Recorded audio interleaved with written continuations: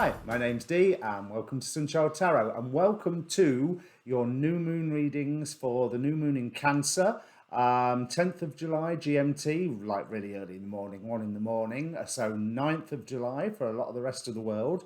Now, as ever, this is a bulk introduction. I'm going to discuss a little about the moon beforehand because, oh God, I've got so much to say. But there is a timestamp in the description down below if you want to fast forward to your reading or if you are watching more than one. Because I would say, as ever, watch your sun, your rising, and your moon, to be honest. But the moon one is sort of a more internal process, or at least one would assume. But the other thing with this is a general reading. General reading rules apply, so timing's not absolute. If someone else appears in the reading, you can get them mixed up because I'm seeing actions and energies. I don't put a lot of stock in that, but I can see how it can happen. But more importantly, what I would like you to do is ask a question. Now, if you don't have one yet, watch my little waffle about the moon, and that might inspire one. But if you are aware of one, pause the video if you need to. Think about all of the questions that are around you at the moment and focus on one of them. But be aware of all of them because cards will answer what they want.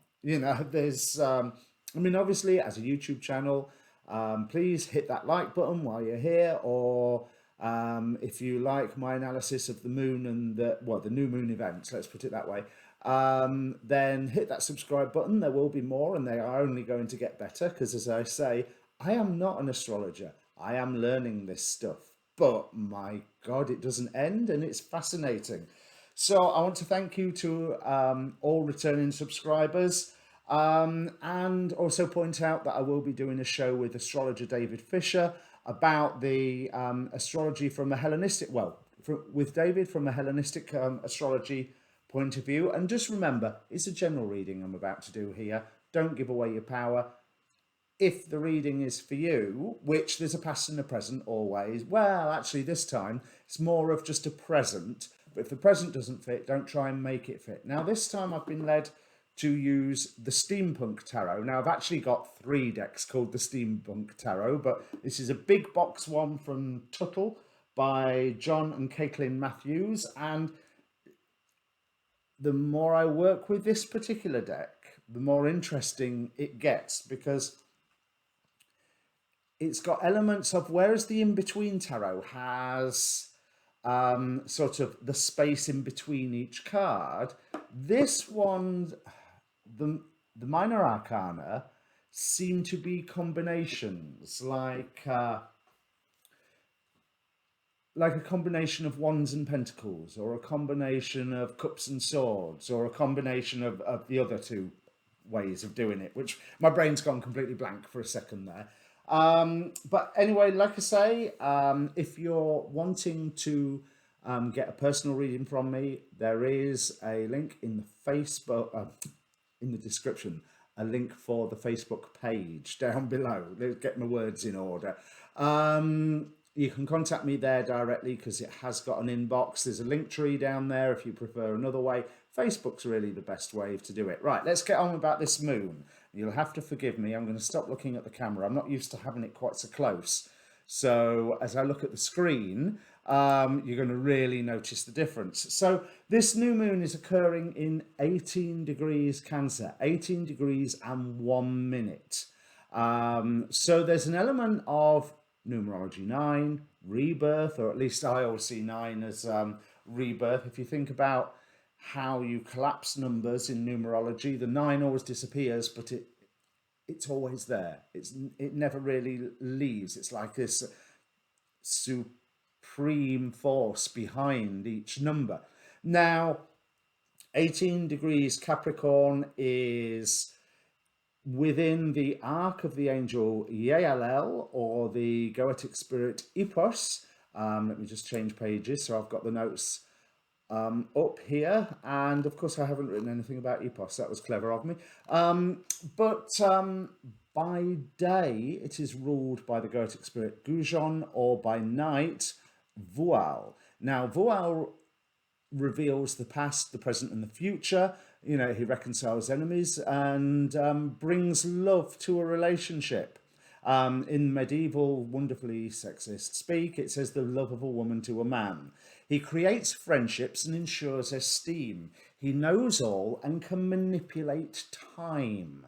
That I'm, if you've seen my videos before, you know I'm fascinated with what time is on a spiritual level as well as a physics level and everything. Now, the themes that I'm pulling from this new moon, you know how I say that I don't like doing relationship readings. Well, astrology and this new moon has told me to wind my neck in, because this new moon's very much about partnerships. It's in Cancer, it's about the home and family, but it's all forms of partnerships. So between you and a significant other, between you and your friends, between you and your rulers, elected representatives, however you want to say it. And there's a lot of themes about research, and this is all seen in the symbols for 18 degrees Cancer. But just in having a look at the partnerships theme to start off with, in the Astrology Hub podcast, Anne Ortley pointed out that Juno, the wife of Jupiter, the planet of marriage vows, you know, among other things, is retrograde at the moment and is on the South Node. So traveling in the same direction as the South Node. It's funny that Jupiter's gone retrograde, but Juno was already there. Jupiter's there, going back, chasing after her. And Anne said that this would indicate that there could be quite a few partnerships coming to an end. There's more on that, because Saturn is opposite the asteroid Hera, who, again, that's the Greek form of Juno. So again, there's the matter of vows and marriage and loyalty, opposing Saturn, where Saturn is strong and likes to say no. So there's that element of, yeah, I'm not doing this anymore. This vow, this contract, this agreement, it's not serving us. We need to do it differently. Now, I'm not saying that that means things are coming to an end, just the way things have been going so far is coming to an end. That can be good. It doesn't necessarily mean a massive breakup, because Chiron, is it still in Aries or is it in Taurus? I think it's in Taurus now. Let me just check with my chart that's up. I'm sure it's in Taurus. Yes, it is. Right, so Chiron in Taurus is parallel. Now, parallels work like a conjunction. Chiron in Taurus is parallel Orpheus and Vesta. So there's wounding and healing and instruction to be had regarding the matters of unrequited love with Orpheus, and diving into the underworld, of course. And with Vesta, matters about the home. And you need to check the other astrologer videos about, especially Anastasia, Cosmic Astrologer, for a real in-depth look at Vesta during this new moon period. Sappho. Now, Sappho was a poet in ancient Greece, and she was a servant of Aphrodite. She's, as an asteroid, is very much about artistic abilities, sexual expression, and in Aquarius, Sappho likes to shock. Now, bear in mind that this, for the shock element, this Mars square Uranus, although the actual square is fading now, it's like 3.5 degrees going on 4 degrees arc, Mars is still parallel. So there's that Mars conjunct Uranus energy going on through the parallel. And we saw, wasn't it, January the 6th, that was Mars conjunct Uranus. So there's certainly energy for one partner to shock another. But with Chiron's presence with the Orpheus and Vesta, this can be a a healing thing. That healing thing is also we are enveloped. Um, Apollo, I forget what sign Apollo is because I haven't written it down here. But Apollo is opposing Aesculapia, which I'm assuming represents Aesculapius. So there's the god of healing, and then his, I think he's Asclepius, sorry, is his grandson. And he was given to be the earthly expert on healing by Apollo. So with those opposing one another, they're both working towards healing, and I don't think that they're actually working at odds against one another. They are enveloping the whole zodiac in a way of creating the opportunity for some healing. Now, if we look at the symbols, the Sabian symbol, Cancer 19, because 18 degrees Cancer is the 19th degree of Cancer, a priest performing a marriage ceremony. And it talks about the ritualization of productive interpersonal relationships. But also, another interpretation that I was reading talks about how marriage is, in a way, a tool of civilization to promote some form of conformity. Civilization promotes conformity to bring all facets of light into alignment. Before civilization began to take shape, there weren't any priests, ceremonies, or contracts for sexual relations. Civilization actually, by its very nature, promotes conformity, and it can create bondage and deny individuality. It is structured by laws and moral codes with penalties.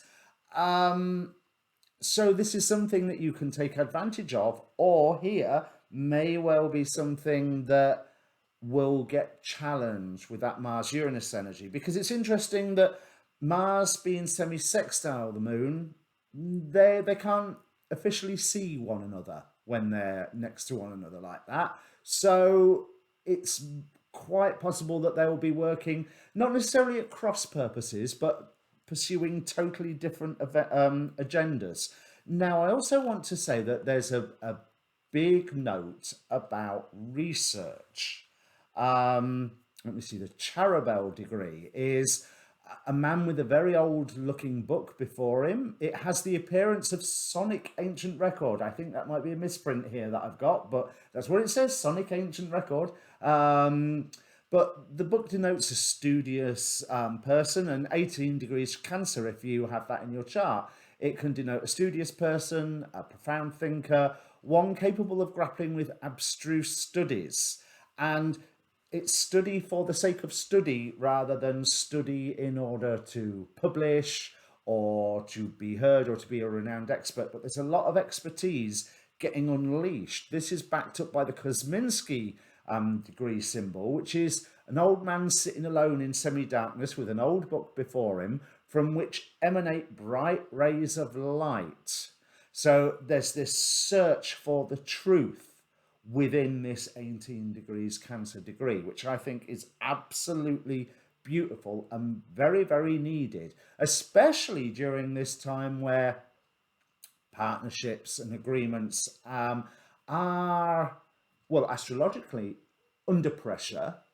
But if you look at the relationship of the moon to the rulers, the south node is being ruled by Jupiter. Jupiter is strong at the moment. It's in Pisces, it's at home, but it's starting to move retrograde. It's like the last gasp of this period of Jupiter in Pisces.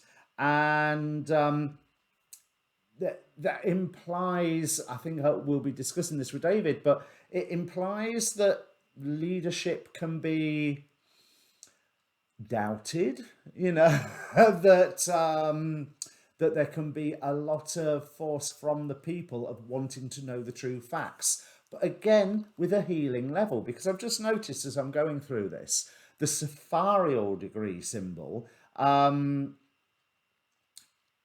I don't know what that first word is, and escutcheon Right, I don't know what an escutcheon is. I'm assuming it is some form of shape containing a harp and a gauntlet. Now, I'm really drawn to that harp because that's the symbol of Apollo. That's the symbol that Apollo uses. Okay, that's with his music, but harp, lyre, it's reinforcing that influence of Apollo. And Apollo is also a god of truth, which reinforces those other degree symbols I was saying. So here, the Sapphire degree symbol says it denotes a person of noble aspirations and refined tastes.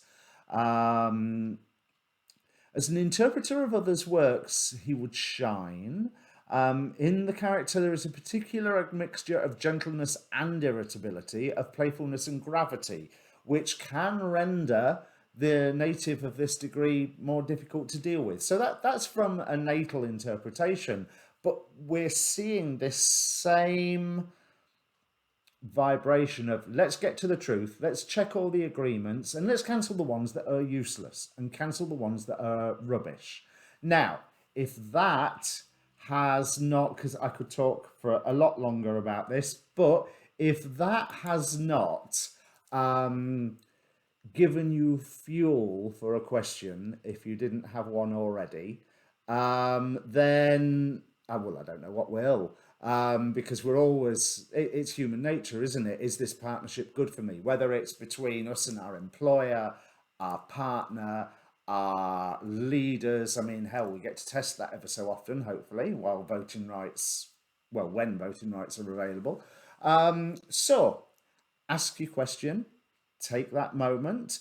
Thank you very much for watching so far and watching my blurb. And if you have any comments on the reading or on the astrology aspect, well, astrology, then comment down below. I always try to respond as fast as I can, so you get a response within a day. Anyway, I think I've talked for long enough. I'll bring up the cards. Okay, Aquarius, it certainly looks like this new moon is bringing a lot for you, a lot going on here. Now, I feel like you're inclined to be a little diplomatic at the moment. We have the Two of Airships. It equates to the Two of Swords, but it's, again, with all of these steampunk tarot, it's not quite that. It's indicating that a time for diplomacy is useful because it feels like everybody is at the same disadvantage. Because really, I think at the moment, you are living on shifting sands. We have the time machine as your central situation, which basically that's the, oh, brain's gone blank. It's the Wheel of Fortune. But I want to say that it implies that there is a way to redefine a lot of what is going on in your life at the moment if you can just ignore and block out the naysayers and block out the whole everybody's got an opinion, everybody's saying this, that and the other, and refuse to be drawn into conflict. This Two of Swords, Two of Airships, indicates that yeah, you can talk to someone, but hostilities can easily be resumed. But right now, you're both at an equal disadvantage. Both ships are facing a headwind, so nobody's beating the other one. So why not talk to one another? But I think if there is anyone that you're sort of at loggerheads with, then they are holding back. They are not really, they're waiting to see what happens with all these changes that are going on. And do you know what? That's okay.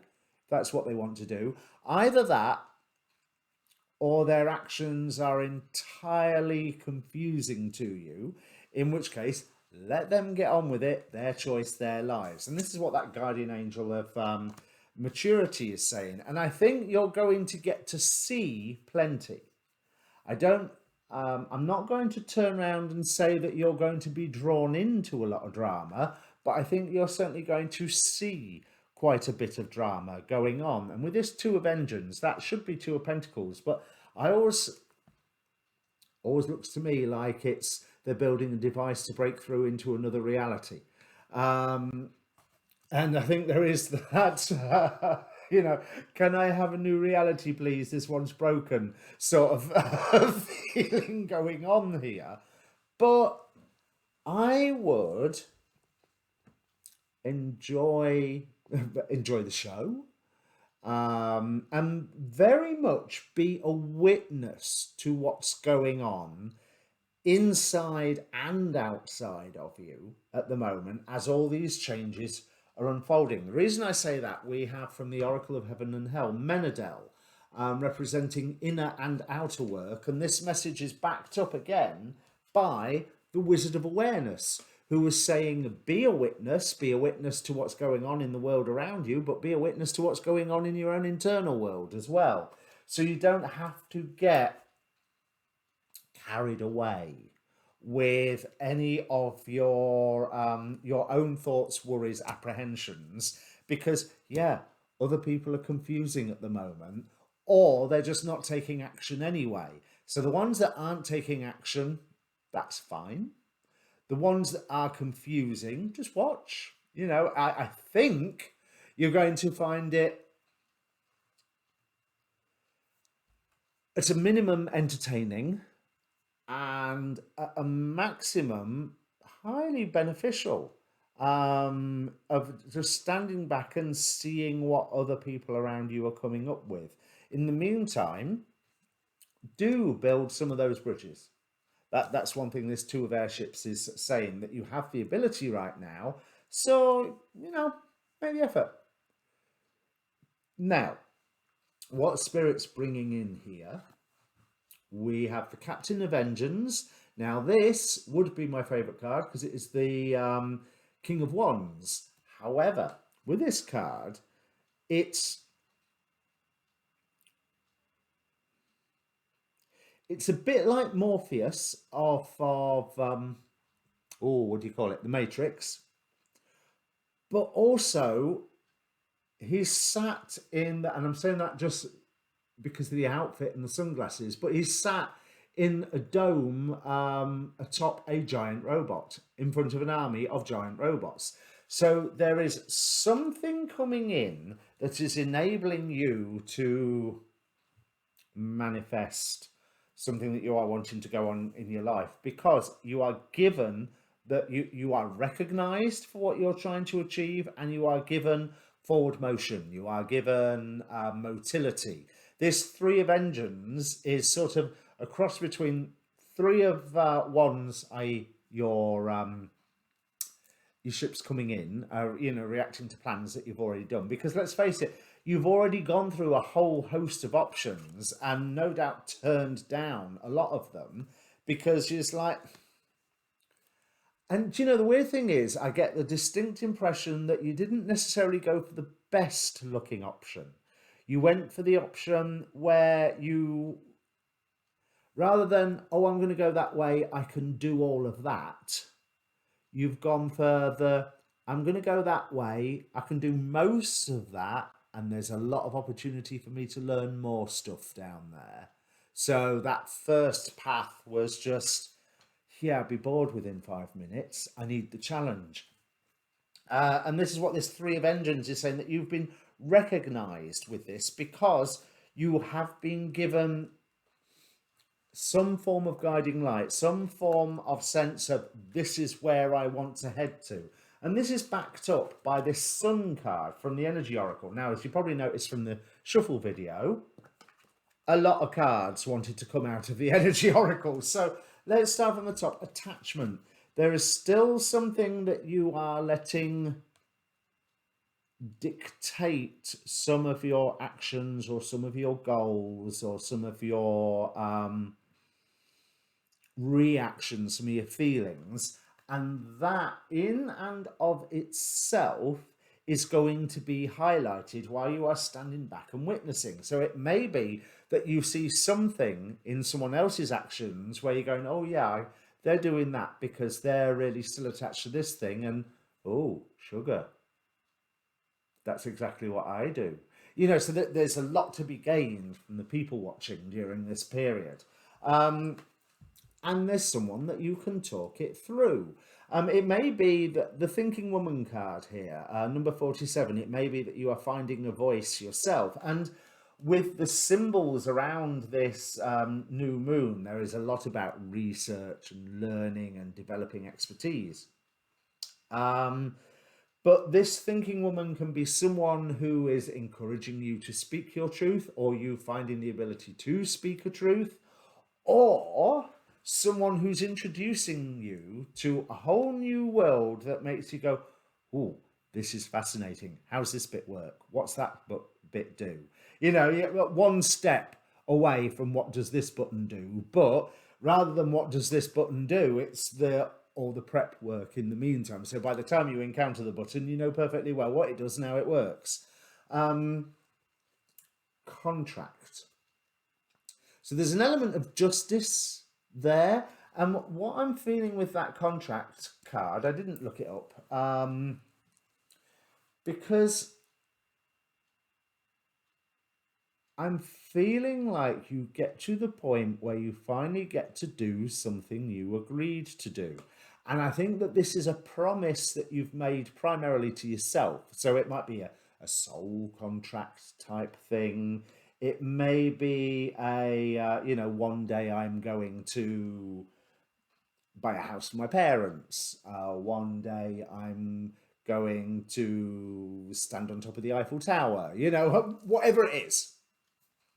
One day I'm going to cure polio or something.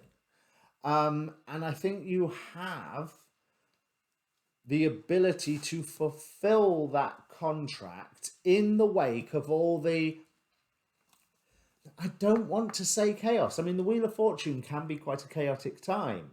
And there's certainly, by being that witness, I think one thing you are going to have is a real good laugh, because you're going to see things occur around you that are really surreal but make sense.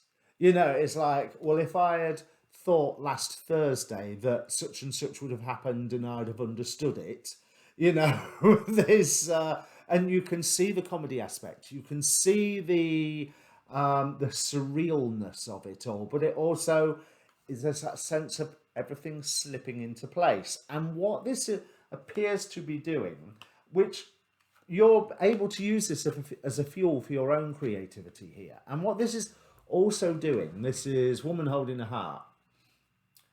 It seems to be settling some security issues, some family issues, something that's really close to home, but for the better. However, if you do not step back and just be that witness, then you could very easily get swept away by these headwinds and end up straight back into arguments and debates with people. Whereas being that witness just to them and to your own thinking processes as you watch them, there's so much more to be gained. Now we have Seven of Engines. Now this makes sense. So there is something that you're going to end up speaking out about. Immediately, not the time. But you're getting there. And when that time arrives, which it will be shown quite clearly when that time arrives, you'll be able to deliver your message, and you will have public support. And you will also be, whether public support means 2 other people in the household, or a rampaging mob of villagers with pitchforks and flaming torches, whatever community support means in the scale of your situation going on. But people will be agreeing with you, and you will have